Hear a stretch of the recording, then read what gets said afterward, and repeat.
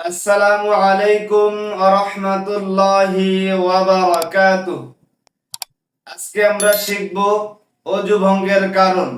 অজু ভঙ্গের কারণ 7টি।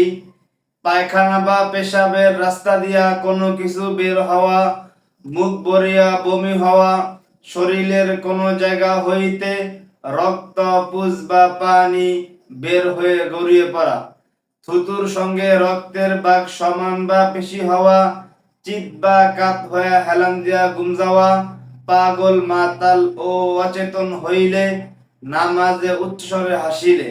আবার বলছি, অজু ভঙ্গের কারণ 7টি।